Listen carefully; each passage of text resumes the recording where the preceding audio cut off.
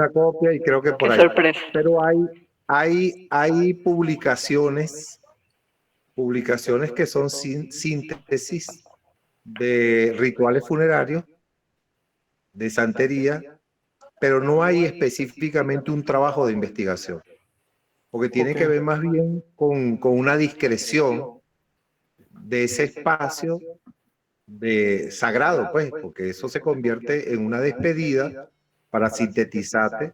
Se hace un ritual especial el día antes de su entierro. A los 9 días se hace una ceremonia que es una mesa especial donde participan los distintos religiosos que conocieron a esa persona, y después al año se hace un ritual especial que se llama las honras al muerto, como llaman así. O sea, son 3 etapas importantísimas, pero vuelvo y repito, no hay una investigación o no se ha hecho investigación, porque Es tiene que ver. fascinante. Es decir, te vamos a tocar la puerta para que participes en el dossier. Ahí Es dejó decir, su sí, correo también. Sí, perfecto. Yo estoy dispuesto. Yo todavía, desde el año 89 que hice esa tesis, mantengo todavía una permanente investigación, porque lo tengo que decir, soy sacerdote de la religión. Soy babalao, aparte de antropólogo. Bueno, estamos a la orden. Genial. Sí. Estamos en contacto. Un placer, Diogenes. Aquí hay otros comentarios en el chat. Les recuerdo también, ya que estamos hablando de otras prácticas en Venezuela, que mañana va a haber otra presentación, también desde un punto de vista más desde la antropología social, dictado por César Escalona, titulado Ánimas, Espíritus y Santos, ritualizando los imaginarios sobre la muerte en la religión de María Leonza. A su vez, el miércoles también va a haber una presentación, pero de manera presencial, en la Escuela de Antropología de la Universidad Central de Venezuela a las 10 de la mañana, en el Salón de Usos Múltiples, titulada El regreso a casa de los familiares difuntos, el Acatompo, ceremonia ritual festival del pueblo Cariña, dictado por la compañera activista indígena Morela Maneiro. Entonces también para que conozcamos sobre otras experiencias con respecto a estos estudios. Aquí hay un comentario de Hazael, quien dice, buenas tardes, disculpen. Ah, no, ya le contestaron, sí, efectivamente esta presentación está siendo grabada y se va a subir a una página de YouTube que por aquí compartieron también el link. A ver, había un comentario y se me fue. Sí, está un poquito más abajo de esa pregunta, Iván. Ajá, Guillermo y Bel, estamos en vivo por Instagram y también se han compartido esta inquietud. Pueden compartir sus impresiones sobre la muerte desde una concepción católica y sobre morir vista, me imagino que es interseccionalmente, desde la clase, género, etcétera, y sus diferencias. Bueno, es decir, ese es como, digamos, el centro de los estudios antropológicos, es decir, pero no sé en qué sentido compartir sus impresiones sobre la muerte de su concepción católica y sobre morir. Bueno. No sé, podría ser una, no sé por dónde empezar, es decir, tipo, es decir, así como lo que habló Diógenes, es decir, uno tiene la concepción de que las prácticas funerarias y rituales mortuorios en Venezuela son, digamos, son generalmente católicos, cuando en realidad, tal como el ejemplo Diógenes dio y lo que vamos a ver mañana en la ponencia de César, es decir, son un poco más híbridas, por así decirlo, de lo que uno cree, ¿no? Es decir, porque tampoco es que tengo entendido que tampoco desde el punto de vista, es decir, siempre está presente la concepción católica, pero tiene diferentes interpretaciones.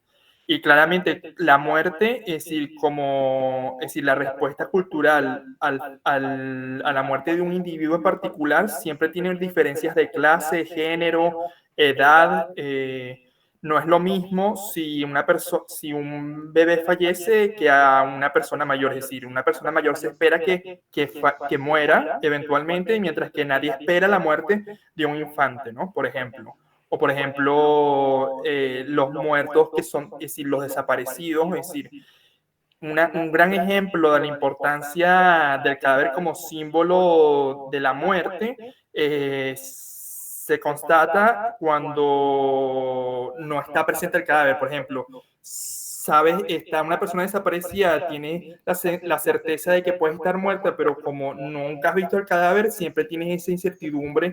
Las personas, es decir, los sobrevivientes que lo rodean, sobre todo sus familiares, no han cerrado el ciclo, ¿no? Como algunos dirán. Entonces, sí, definitivamente, la muerte siempre tiene distinción de clase, género, edad, como bien lo dices.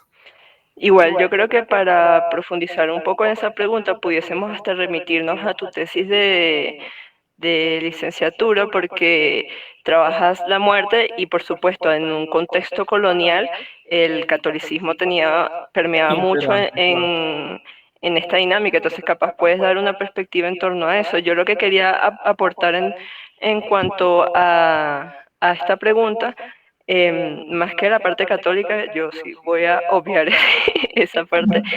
Es bueno contextualizar cuando estamos hablando de la muerte y de cualquier práctica cultural en torno a esta, porque la interseccionalidad puede influir de manera distinta dependiendo de donde nos estemos posicionando y de lo que queramos entender como fenómeno, ¿no?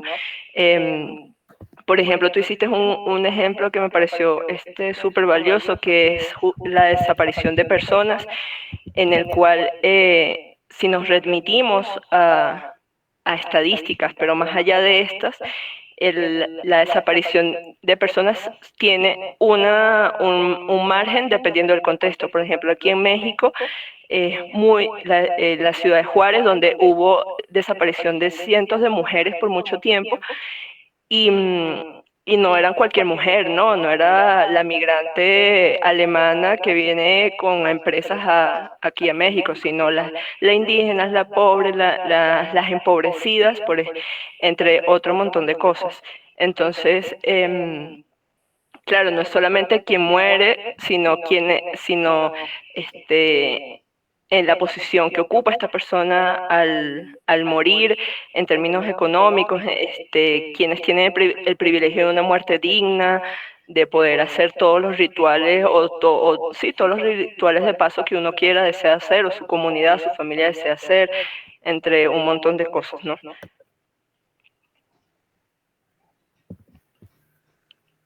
A ver. Ahí hay dos preguntas ya que creo que ponérselo ahora. Ajá. Aquí hace una pregunta de grupo de extensión y después le pasó la palabra a Ender y a César.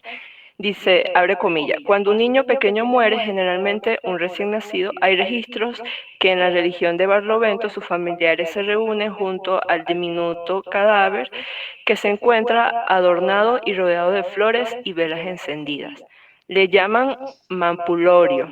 Solo he leído el desarrollo por Juan Liscano. ¿Tiene alguna referencia sobre esto? Mampulorio. Sí. Es decir, es decir, en realidad eso se podría fácilmente rastrear desde la época colonial, porque en la época colonial había una gran diferenciación, es decir, una clara diferenciación entre los funerales de infantes y los funerales de adultos. Mientras que los funerales de adultos se hacían de noche y eran más sobrios, los de los niños eran todo lo contrario, es decir, se hacían de día y el cadáver, el pequeño ataúd, y eso, es decir, las procesiones lo hacían eso con flores y casi como es decir, como más festivo, es decir, con flores, colores, música. Y entonces tal vez de ahí venga esa práctica, es decir, es colonial. ¿Por qué esa distinción? Bueno, hay diferentes hipótesis. Es decir, la más extendida es, bueno, es decir, una forma de hacer una gran fiesta después de haber ocurrido una gran tragedia, que es la pérdida de un hijo, es decir, de un infante, por contraste lo hacen de alguna manera como que, ok, esta es nuestra forma de superarlo. Y por otra, bueno, también es una celebración porque está toda esta interpretación de que los niños, incluso los no bautizados, no van al infierno, ¿no? Entonces hay una lectura de que tal vez el limbo es mejor que el infierno, aunque claramente no es mejor que el cielo. Entonces, bueno, todas esas hipótesis. Pero, y por eso es que lo celebran como que si fuese un evento feliz. Ojalá no te haya confundido más, pero bueno, ok. Okay. Bueno, aquí estamos para compartir ideas y no creo que todos sepamos todo. Bueno, Diógenes, ya sabemos que hay que escribirte para tu tesis, porque hay personas interesadas. Hay un comentario, estos son comentarios, no preguntas. El tema de los angelitos es bien interesante, sobre todo en los Andes, aunque el velorio de los angelitos, entre paréntesis niños, se daba a nivel general. Este es un comentario de Gabriel. Juan Gaviria comenta también, el velorio de angelitos tradicionalmente compartida entre la península ibérica y América en Venezuela en los Andes. Entonces, bueno, estos son 2 comentarios. Voy a dar paso a Ender para que nos compartas lo que vayas a decir. Y después de Ender pasa César, por favor. Concisos, tratemos de ser concisos. ¿Qué tal? Bueno, nada, lo primero es que quería como tocar un tema que está relacionado, aunque no sé si directamente, ya Guillermo me lo aclarará, pero es un tema que entiendo que también está más dentro del campo de estudios típicos de la antropología social, que es el tema de los cuidados paliativos, por ejemplo, y la eutanasia. Entonces, yo creo que, bueno, digamos, en el contexto venezolano existe un gran vacío en la discusión político, social y sobre todo legislativa de los cuidados en general y de los cuidados paliativos en particular, sobre todo los relacionados o los temas particulares relacionados con la eutanasia. Entonces, quería saber si, digamos, dentro de este marco teórico conceptual de la muerte se podía estudiar los cuidados paliativos. Sí, definitivamente. Más bien, ese es uno de los, es decir, en los últimos años, ese es uno de los grandes temas de la antropología de la muerte. Aquí no, es decir, no se da en el resto de Latinoamérica, en Venezuela no es así, pero en Estados Unidos hay infinidad de estudios de antropólogos en el terreno sobre, que también es como tú dices, es decir, es antropología de la muerte, es antropología de la medicina, es antropología de la vejez, es decir, es decir, todo depende de cómo tú definas la subdisciplina en la que tú te adscribes, ¿no? Pero sí, definitivamente, lo muy interesante es eso, que la definición clásica de la antropología de la muerte siempre hace hincapié en el cadáver por sí mismo y en los sobrevivientes que quedan después del acontecimiento del fallecimiento, ¿no? Pero muy pocos tratan sobre el moribundo, es decir, la persona que se está muriendo y las personas que lo rodean. Y eso tal vez es como las nuevas tendencias en antropología de la muerte tal vez tratan de llenar ese vacío, ¿no? De esos estudios de cómo el moribundo justifica la existencia de la muerte. Claro, también es complicado porque así como que yo creo que lo menos que un moribundo es una persona que se está muriendo es estarle respondiendo a una persona preguntona sus inquietudes sobre ¿y para ti qué es la muerte? ¿Qué es lo que tú crees que te va a pasar? Así como que, no sé. Entonces es como medio complicado, ¿no? Pero también es como ese proceso de preparación, ¿no? Como ese duelo preparatorio Sí. a lo que sabes que va a pasar, ¿no? Entonces creo que es como un proceso, eso yo por lo que he indagado, o al menos digamos a nivel latinoamericano, es algo en lo que ha puesto bastante énfasis los estudios feministas, precisamente por ese papel, como esa feminización de los cuidados y sobre todo de los cuidados en esas etapas. Pero más allá de eso, en Venezuela hay poco o nada. Gracias, Ender. César, por favor, para que comentes. Buenas tardes, buenas noches. Bueno, por acá mi aporte es más hacia complementar los aspectos que se estaban conversando sobre el catolicismo, en específico en Venezuela, y la relación de cómo esta parte, sí, religiosa, sí, extendida en Venezuela desde la...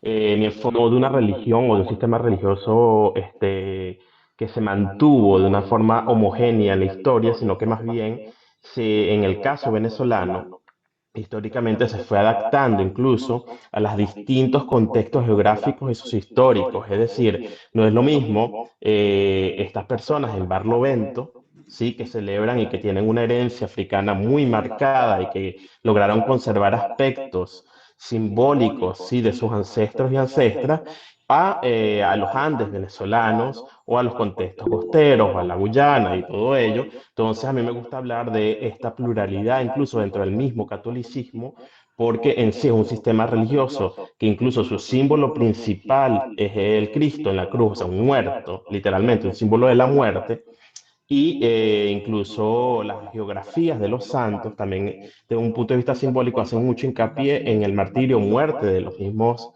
santos. Es decir, hay una negociación simbólica siempre muy fuerte en la parte de la imagen. En el caso del sistema religioso María Leonza, que es el que vamos a hablar mañana como centro, vamos a hablar de un proceso más quizás democrático, más dinámico, que es lo más interesante del sistema María Leoncero, donde conviven desde los santos impuestos de la religión católica hasta los fallecidos, estas ánimas o estas personas que están más cercanas, incluso a nivel familiar o comunitario, y cómo dentro de estas lógicas existen rituales tanto íntimos como y colectivos en los cuales los grupos y colectivos y la sociedad venezolana en general va encontrando maneras de establecer un orden hacia lo dramático, ¿no?, que puede ser la muerte de figuras de nivel familiar, comunitario o de orden nacional. Entonces tenemos casos como el de José Gregorio Hernández, por ejemplo, donde viene a ser transversal, ¿sí? Donde se pone en juego todo, o sea, ahí va desde la microhistoria hasta, hasta una simbolización nacional, hasta llegar hasta una negociación con el poder de la Iglesia Católica para convertirlo en santo. Entonces vamos a estar hablando mucho de estas dinámicas y bueno, se abre el debate porque en verdad hablar de catolicismo en Venezuela es bastante complejo, es un reto y es también esta diversidad y pluralidad religiosa con la santería, la influencia del palo mayombe o palería en los últimos también décadas. O sea, es bastante complejo y bueno, vamos a estar poniendo un poco de orden y dando aportes para ello mañana. Y gracias por el espacio y bueno, estamos en comunicación. Muchas gracias, César, por tu comentario tan pertinente, sin duda. Y pues ya saben que si quieren profundizar un poco de esto, mañana estarán las puertas abiertas. Voy a leer algunos comentarios. Maybe comenta, sería interesante compartir o investigar antropología de la muerte en la guerra. En estos días vi un testimonio donde los muertos se consideraban mártires. Si quieres, déjame leer otros más para que comentes si quieres comentar algo, Guillermo. Gabriel comenta, más allá del catolicismo, creo que se puede hablar de catolicismo popular, que se aparta en cierta forma de lo establecido por la Iglesia como institución. Pues César acaba de hacer un comentario, acaba de explicar sobre esto justamente. Arelis comenta, aún en la zona central, cuando se muere un infante, se le colocan alas y le abren los ojos y le canta la canción de cuna. Pasaron el link de la canción de Mampulorio, por cierto, el canto. Galip comenta si hace ya una pregunta y después de Galip voy a pasar a Laura que tiene la mano levantada. Saludos Guillermo, Ibel y Cupay UCB. Muchas gracias por el espacio. En relación a las investigaciones etológicas y primatológicas en cuanto a la muerte en otras especies animales no humanas, no entra esta discusión de la cultura de la muerte como algo que atraviesa muchas otras especies además del Homo sapiens. Es decir, ya se ha cuestionado mucho que la cultura sea un concepto que pueda utilizarse para describir interacciones entre otras especies del reino animal. Y en relación a lo anterior, aleja la concepción humano-centrista, antropocentrista en el antropoceno. ¿Quieres comentar, Guillermo? Sí, bueno, primero agradecer a César su intervención, estoy totalmente de acuerdo con eso y también con el anterior sobre, no, más allá de eso, es decir, estoy más de acuerdo con la definición de eso, de múltiples expresiones del catolicismo en diferentes regiones y bueno, mezclas, sí, es decir, diálogos entre diferentes expresiones religiosas en Venezuela que tal vez definirlo todo como un catolicismo popular, ¿no? Que también es como medio homogenizante. Y ahorita bueno, sí, es decir, yo no sé qué opinas tú, Ibel, pero yo no llamaría que los otros animales, es decir, el único animal que tiene cultura somos los seres humanos. Eso no es negar que no haya, digamos, no sé cómo llamarlo, no sé si protocultura, pero es decir, expresiones no simbólicas, sino decir como que prácticas rituales repetidas que tienen un significado para un grupo, un colectivo de animales, ya sean primates o no. Es decir, y esto puede estar relacionado con la pérdida de los otros, es decir, de la muerte de algunos de sus miembros. Yo creo que sí, es decir, yo creo que no hay duda. Y claramente esto es un comentario que se aleja un poco del antropocentrismo, ¿no? Es decir, no sé qué más, es decir, no sé qué más agregar a eso, Ibel, es decir, ¿qué dices tú?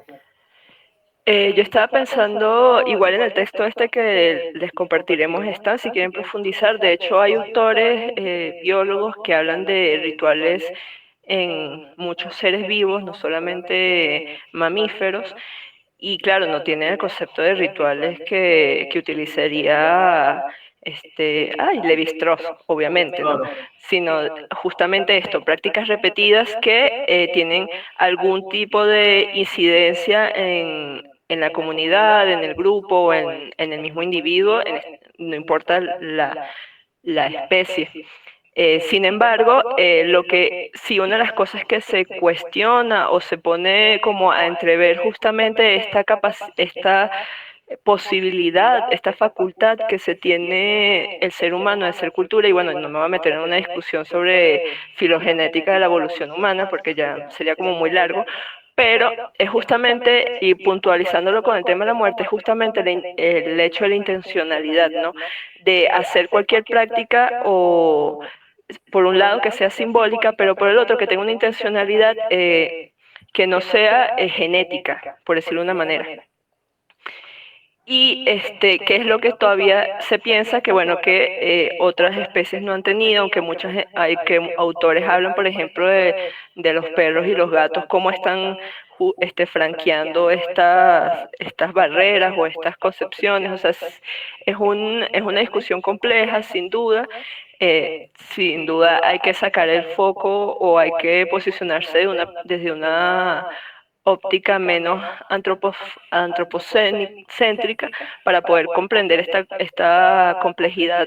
De hecho, ahorita, por ejemplo, la antropología multiespecies justamente está cuestionando estas dicotomías o estas barreras, pero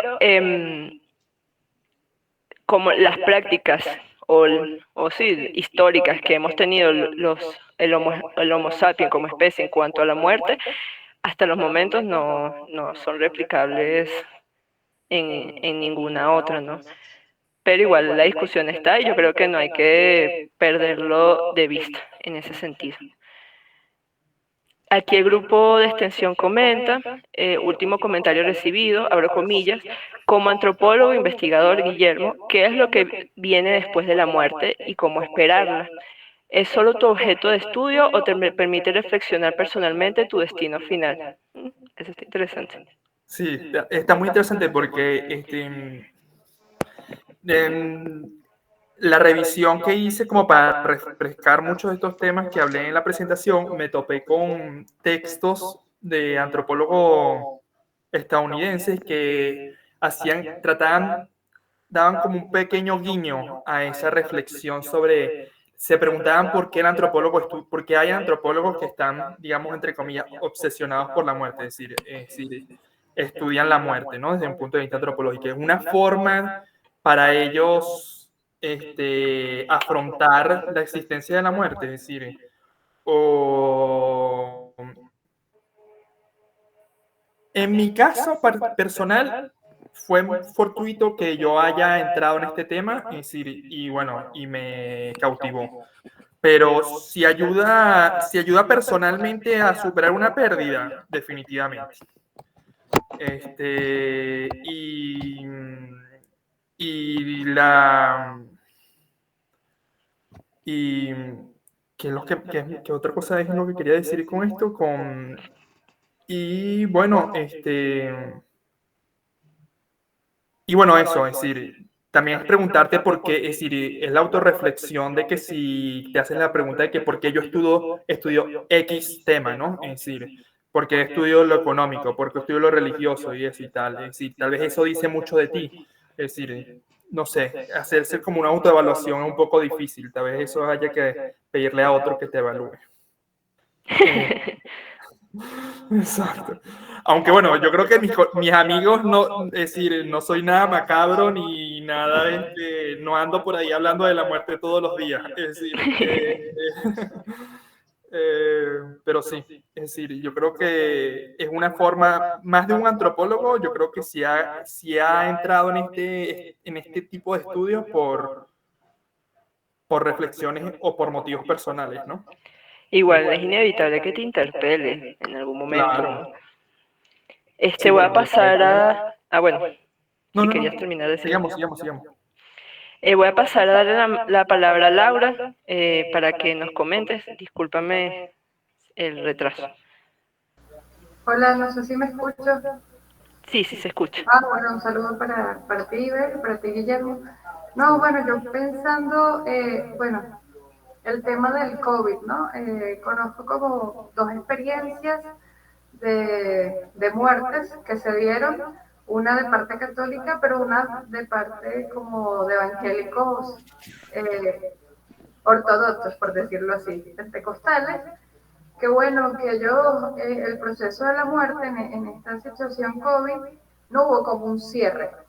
Y para ellos fue un problema porque, claro, con este tema de la pandemia no se permitió que velaran a sus familiares, o por lo menos los evangélicos, sí me comentaron de que ellos no creman a sus familiares. Entonces, claro, la pandemia hizo que estas personas accedieran como obligatoriamente a no tener un cierre o una despedida, por decirlo así, de sus familiares, por lo cual eso sí les generó como mucha frustración, porque fue como, bueno, yo los vi entrando al hospital y después de ahí, ¿sabes?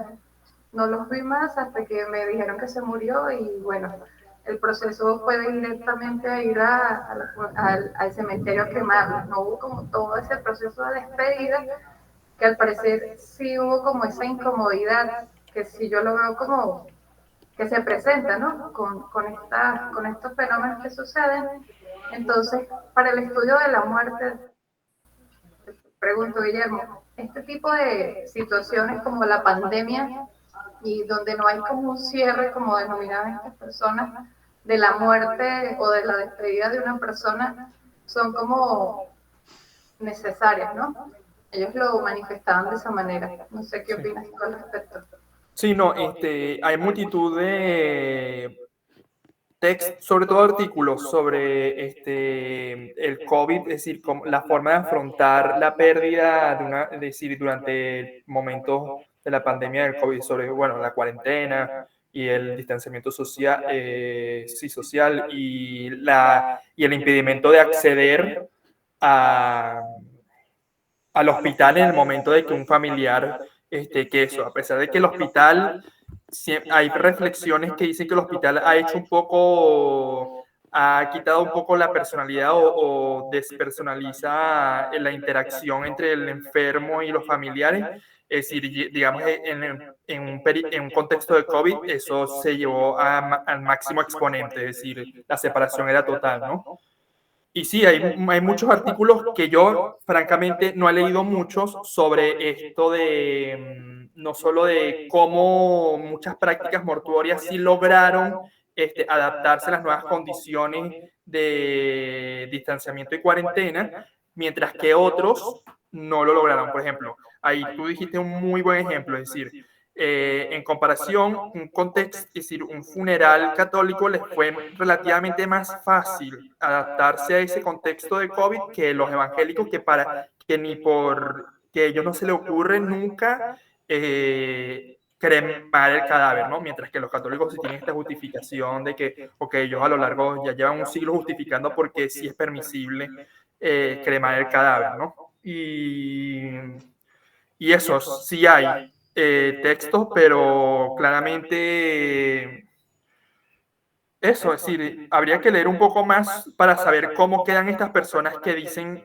que tú mismo has escuchado eso, que no tienen un cierre de la pérdida, es decir, eso no lo siguen pensando que no tuvo que haber sido así y tal y cual.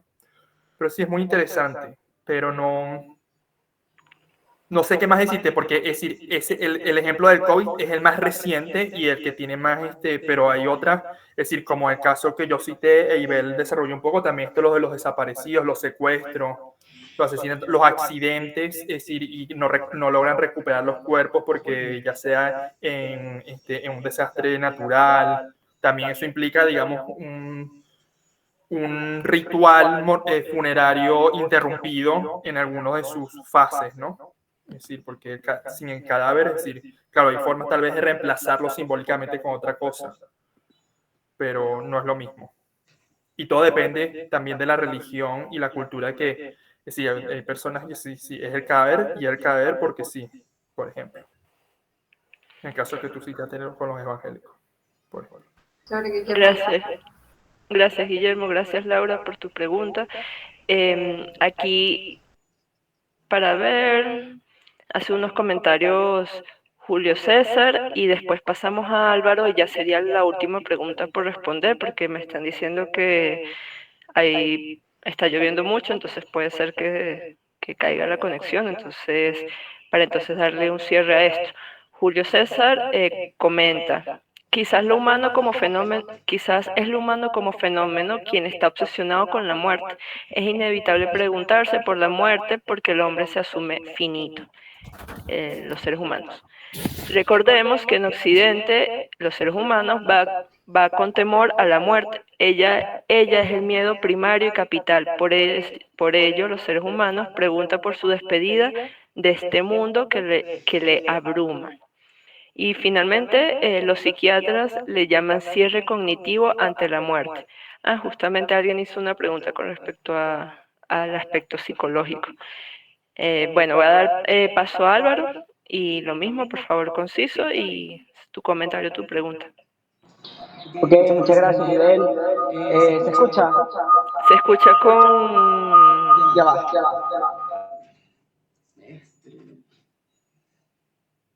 Ajá, ¿aló? ¿Se escucha? Ahora sí. Ajá, ok. Bueno, primero que todo, muchas gracias a Guillermo, a ti, al grupo, a Dubrasca. Qué experiencia tan maravillosa. Cuando Dubrasca me conversó sobre esta ponencia de estudios antropológicos de la muerte y del morir, se me generó una pregunta un poco contradictoria, que tal vez esté equivocado, tal vez puedan comentarme sobre algo, o sea, responderme, ¿no? que es cuando, bueno, por ejemplo, Guillermo estaba conversando sobre que la antropología le debe interesar no la muerte material, sino las respuestas culturales de este propio hecho, ¿no? Este propio fenómeno. También hizo una distinción genial y habla de más adelante los restos óseos que se lleva al estudio de la vida, ¿no? Entonces me hace pensar que el fenómeno de la muerte, no como un hecho funeral o un cuerpo sin vida, sino que algo allí presente, algo que está allí presente que hace que te lleve una reinterpretación de la vida cotidiana. Eso lo vemos mayormente ilustrados en los mitos o en formas iconográficas. Entonces la pregunta va contextualizando todo esto, ¿no? La pregunta va dirigida por qué hablamos de la muerte, o sea, por qué hablamos de estudio de la muerte y no estudio de la vida, entendiendo que siempre está allí presente. Entonces, bueno, ¿qué me pueden comentar sobre eso? Un excelente punto, porque es decir, hay muchos antropólogos que, es decir, más bien, que eso, se autodefinen no como antropólogos de la muerte, sino antropólogos de la muerte y la vida, ¿no? Es decir, porque eso, es decir, o antropólogos del ciclo de la vida, es decir, entonces tocan temas sobre cosas cotidianas que entre ellos está la muerte. Y sí, efectivamente, es decir, tal vez un poco de economía del lenguaje, ¿no? Es decir, llamarlo antropología de la muerte y no antropología de la muerte y la vida. Y así se hace como un poco muy largo. Pero sí, tienes toda la razón. Es decir, una vez que tú, es decir, estudiar la muerte es eso, estudiar cómo los vivos afrontan la muerte. Por ende, es un estudio de la vida. O eso, de cómo los vivos afrontan la finitud de su vida. Es decir, que son mortales. Hay un filósofo sociólogo que define la cultura como la forma que tiene una sociedad de cómo afrontar la mortalidad. Es decir, él justifica que todo, es decir, todo se puede explicar, todo que me parece un poco exagerado en cierta manera, pero que en gran parte todas las expresiones culturales, patrones culturales, como tú quieras decirlo, aspectos culturales, se pueden definir por eso, por cómo los vivos afrontan la finitud de su vida, ¿no? Y lo hacen de forma cultural, obviamente, ¿no? Es decir, lo justifican de manera ideológica y hacen rituales alrededor de eso. Y él lo dice desde el punto de la justificación que tienen las personas para levantarse todos los días de la cama hasta el hecho de que porque vamos a trabajar, porque necesitamos decir la subsistencia. Entonces todo, y es cierto, es decir, puedes de alguna manera leer todas las cosas que uno hace cotidianamente como formas de o justificado o abordado o para vivir la vida que resulta ser que eso es finita. Así que tienes toda la razón. No es ninguna contradicción. Gracias Álvaro, gracias Guille. Entonces yo creo que ya podemos pasar al final de esta presentación. Álvaro preguntó una última cosa, que repitieras el nombre del autor que mencionaste. Tienes el micrófono apagado. O escríbelo en el chat, como se te haga más cómodo. Entonces, muchas gracias a todos y todas por participar en esta opinión. Gracias por los comentarios, las intervenciones. Así es mucho más divertido y bonito cualquier actividad. Les recordamos, reiteramos la invitación de mañana con César Escalona. Tengo fe, y hablando de fe, muy segura de que va a estar muy buena y muy interesante. Les recordamos también, no olviden llenar el registro, el formulario, para poder hacerles llegar los textos y poder tener, si quieren comunicarse con alguno de ellos, pues ya Guillermo comentó que en su página de academia.edu pueden acceder a sus publicaciones y demás información de él.